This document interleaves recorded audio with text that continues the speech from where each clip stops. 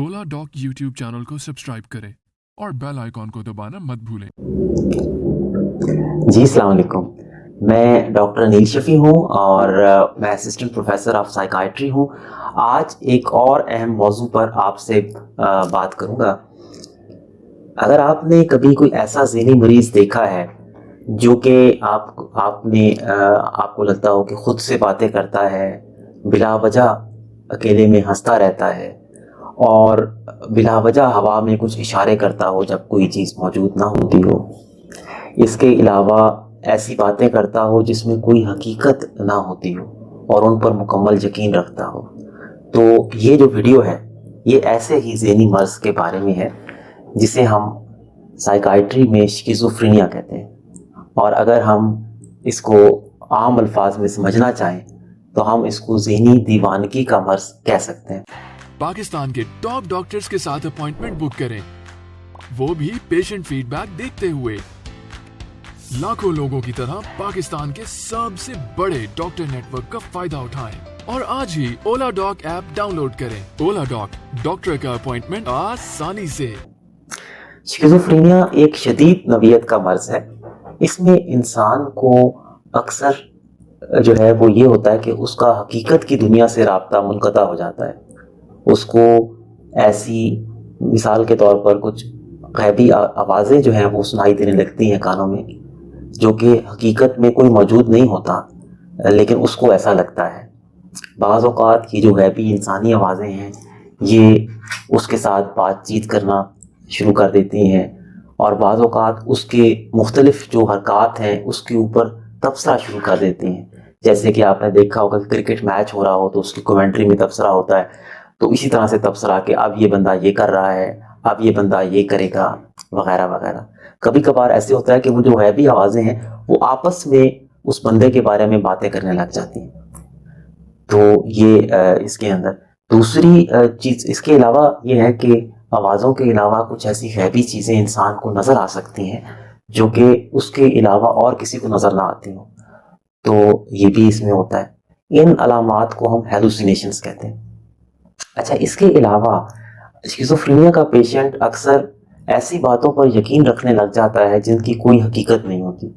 मिसाल के तौर पर उसे ये लगता है कि लोग उसके बारे में बातें करते हैं या लोग उसके मुखालिफ हो गए हैं और उसको नुकसान पहुंचाना चाहते हैं, तो इस तरह की चीज़ें उसको महसूस होती हैं। इसके अलावा कुछ शिज़ोफ्रेनिया के पेशेंट्स को ऐसा लगता है जैसे उनकी सोचों के साथ कुछ छेड़छाड़ कर रहा है, जैसे किसी स्पेशल तरीके से कोई उनके दिमाग में सोचें डाल देता है या निकाल देता है, या फिर बग़ैर बताए लोग किसी ख़ास तरीके से उनकी सोचें जान लेते हैं। मरीज़ को अक्सर ये लगने लग जाता है कि मैं जो काम कर रहा हूँ वो मैं खुद नहीं कर रहा, बल्कि कोई मुझसे करवा रहा है, कोई ग़ैबी ताकत। और अक्सर जो हमारे रोज़मर्रा की चीज़ें हैं उनसे उनको ख़ास किस्म के पैगामात मिलना शुरू हो जाते हैं जो कि सिर्फ उस पेशेंट को लगता है कि मुझे समझ में आ रहे हैं और किसी को समझ में नहीं आते। तो ये सारी अलामात जो हैं वो इसमें हो सकती हैं। इन अलामात को ये जो अकायद हैं जो बंदे के गलत बन जाते हैं और उसको जितनी भी दलील दी जाए वो इसको तब्दील नहीं करता, इन्हें हम डिलूजन्स कहते हैं। तो इसके अलावा जो शिज़ोफ्रेनिया का पेशेंट है वो ऐसी हरकत भी करने लग जाता है अक्सर जिसको हम ऊट पटांग किस्म की हरकत कह सकते हैं। जैसे मिसाल के तौर पर अगर सर्दी का मौसम है तो उसने गर्मी के कपड़े पहने हुए हैं या गर्मियों में जो है वो शदीद सर्दी वाले कपड़े पहने हुए हैं। इस तरह की जो हरकत है वो मरीज़ अक्सर करने लग जाता है। शिज़ोफ्रेनिया की वजूहात की अगर हम बात करें तो उसके अंदर मौरूसियत जो है वो सबसे अहम वजह है, यानी ये बीमारी ख़ानदान में चल सकती है। तो अगरचे नॉर्मली जो है अगर आपके ख़ानदान में शिज़ोफ्रेनिया नहीं है तो आपका चांस 100 में से 1% चांस है इस बीमारी के होने का, लेकिन अगर आपके ख़ानदान में शिज़ोफ्रेनिया है आपके किसी करीबी रिश्तेदार को तो ये चांस 10% या उससे कुछ ज़्यादा बढ़ जाता है।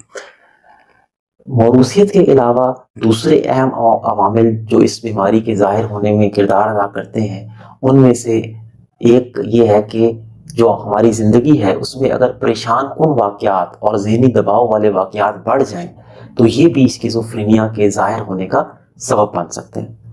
اسی طرح سے اگر کسی بندے کا بچپن تلخیوں میں اور پریشانیوں میں گزرا ہے، یا پھر اس نے نوعمری سے چرس جیسے نشے کا استعمال شروع کر دیا تھا، تو اس میں بھی اسکیزوفرینیا کے آنے کا چانس نارمل جو آبادی ہے اس سے بڑھ جاتا ہے۔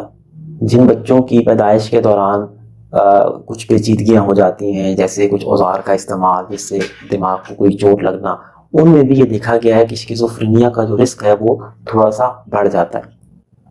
اس کے علاوہ جو کیمیکل لیول پر چیز دیکھی گئی ہے جس کے بعد اسکیزوفرینیا کی علامات آنا شروع ہوتی ہیں، وہ ہے کہ اس کے اندر ڈوپامین نامی جو کیمیکل ہے اس کی ذہن کے کچھ مخصوص حصوں میں زیادتی ہو جاتی ہے، جس سے انسان کو یہ غیبی آوازیں اور یہ جو غلط عقائد ہیں یہ اس کے دماغ میں آ جاتے ہیں۔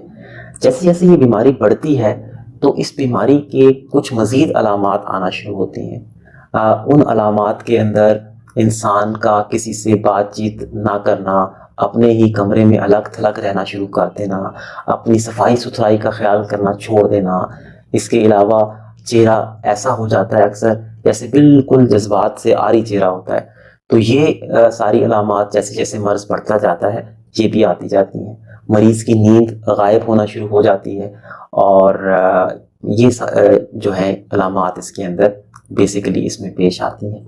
اسکیزوفرینیا مردوں اور عورتوں دونوں میں ہو سکتا ہے اور تقریباً برابر ہوتا ہے، تھوڑی سی شرح مردوں میں زیادہ ہوتی ہے، اور اس کا بہت اچھا علاج موجود ہے۔ اس کے علاج کے بارے میں ہم انشاءاللہ اگلی ویڈیو میں تفصیل سے آپ سے بات کریں گے۔ تو میرا بتانے کا اس ویڈیو کا مین مقصد یہ ہے کہ آپ پہچان سکیں کہ اسکیزوفرینیا کے پیشنٹ میں علامات کیا ہوتی ہیں، اور جو ہے وہ اگر آپ کو نظر آئے تو اس پیشنٹ کا علاج جو ہے وہ کروایا جائے۔ بہت شکریہ۔ اب پاکستان کے ہزاروں ڈاکٹر سے ویڈیو کنسلٹیشن کے ذریعے علاج کروائیں۔ تو ابھی اولا ڈاک ایپ ڈاؤن لوڈ کریں اور گھر بیٹھے اپنی صحت کا خیال رکھیں۔ اولا ڈاک، مشکل وقت میں آپ کے ساتھ۔